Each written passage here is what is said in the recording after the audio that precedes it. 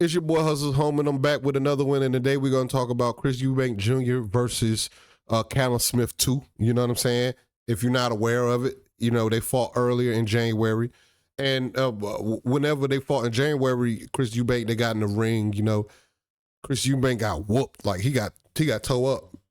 I ain't even going to lie. Like, I was rooting for him to win, and he got toe up. Callum Smith dominated him in the first fight, knocked him out, you know, got him up out of there.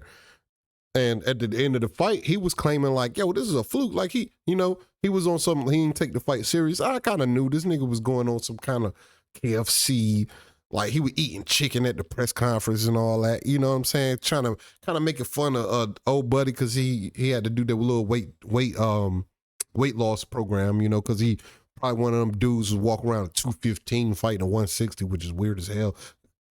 To each his own. But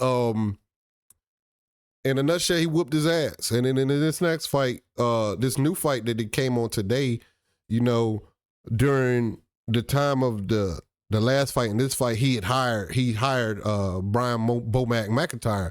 And if you don't know who Brian Bomac McIntyre is, that's two-time undisputed champion Terrence Bud Crawford's coach. You know what I'm saying? And at first, and I got kind of feelings about him, different feelings about him but he's one of the dudes I doubted too. You know what I'm saying? Because I felt like Bomac was being carried by the talent. You know what I'm saying? Because Bomac got a lot of talent in his camp. You know what I'm saying? Salute to Terrence Crawford and Keyshawn Davis. Like just two bad dudes that, you know what I'm saying, that automatically come to mind when I think about Brian Bomac McIntyre. And whenever they had a little 4-month training camp, and I'm thinking like everybody else, like what really could 4 months do for a 33-year-old veteran that's been in the game for a long time? He has over 30 fights, you know what I'm saying? I think it was like before this fight was 32-3, you know, with like 25 knockouts or something like that, with pretty good knockout rate, you know. And I'm thinking like, what the heck could Bomac actually do to improve this veteran's game? Because, you know, well, not in one camp, it's usually you don't see that much of a change, but like surprisingly, man, somehow he got Chris Eubank Jr. to listen to a game plan. At first, you know, he was shooting the jab, boom, the jab was good, and then before the dude Smith could do anything, he clinched, boom. And at the time, it got pretty excessive, but the ref really was letting them do whatever they want. Like Smith was hitting Eubank with mad rabbit punches, and Eubank was like doing a lot of clinching in the beginning of the fight. And when I was kind of driving when I was watching this fight, at one point in time, Chris Eubank Jr. drops Callum Smith. You know what I'm saying? Chris Eubank Jr. drops Callum Smith, and I think it was like the 4th round. And since then, after that, like it seemed like Chris Eubank was dominating him. He was doing good with the jab to the body. He was doing good with the jab, double jab sometimes, and throwing his flurries, his combinations. You know, Chris Eubank Jr. is one of those guys that like to throw them punches, man. He loved to throw them punches. If you show Chris Eubank Jr. that you're not gonna swing with him, he gonna throw them all day. He throwing them combinations. He got beautiful combinations too. You know, the only critique I have about him, I have like 3 critiques about him. Excuse me. I got three critiques about Chris Eubank Jr. One, whenever he admires his work too much. You know what I'm saying? If he do his work and then get out of there, he'd get hit less. 2, he got to have his hands up. He don't got his hands up. Like he's so defensively unaware. Like it's just so irritating to watch people that get paid to professionally fight and like don't do it all. Like, I mean, I know everybody can't do it all, but defense to me, first of all, defense is a scoring criteria in the MUST system, bro. You could win, like defense is something that you've been scoring on. Why not practice defense, bro? 2, like if he not gonna have no kind of defense, like at least use your feet. Like get out of there, man. Use your feet, man. It's not gonna hurt you to just not stand in front of somebody, you know. But good salute to him, man. His body work was beautiful. He was throwing good body shots. His uppercut is like Callum could not get away from the uppercut. The other critique I got for Chris Eubank Jr. His distance, the way he measures distance is weird to me. Like whenever the dude Callum Smith was at the end of his jab, he couldn't miss the jab. Like he could hit Callum Smith with a jab with his eyes closed. You know what I'm saying?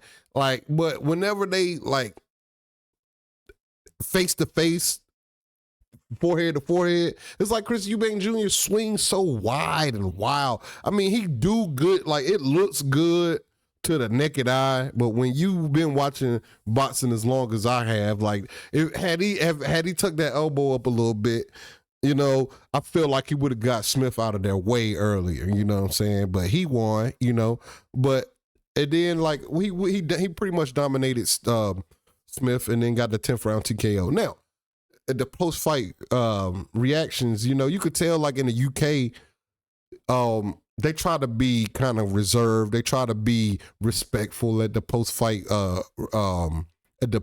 interview. But the dude Callum Smith was coming up with all these freaking excuses. He was like talking about the weight cut, his back. Like, why you take the fight? If you got a problem cutting the weight, first of all, you smoked this man at the exact weight in January. It ain't like it was a year ago, brother. You knew you was finna fight this dude. You knew months ago that you was finna fight this dude in September, right? Why blow back up to fucking 215 pounds? Why blow up to 200 pounds when you know that you finna fight, bro? Like, that's what I don't get. If you got excuses after, I really don't like when fighters make excuses after you signed a contract, G. Like, if you was hurt, then you should have pulled out the fight. If you didn't think you was going to win the fight, this dude talking about I knew like 40 seconds in a fight that I was like, man, why take the fight? Give up, quit. Don't get in the ring no more. It's over for you. If you get in the ring and 40 seconds in a fight, you know, like, come on, why is you in there? And he definitely stopped throwing punches. He was getting hurt mad times, but he definitely stopped throwing punches like this shit. Brothers and sisters, these motherfucking fighters, bro. Like, they come up like, we don't care if you lose, bro. As a fan of boxing, before I'm a YouTube channel, before I do any review first, I'm a boxing fan. Nobody stopped liking Muhammad Ali after he lost. Nobody stopped liking Mike Tyson after he lost his fights, bro. Nobody stopped liking nobody's gonna stop liking Earl Spence because he lost, bro. Nobody stopped liking Ryan Garcia because he lost, bro. This perception of the fans only liking undefeated fighters is weird to me. Nobody stopped liking Canelo. Canelo still got all his fans, bro.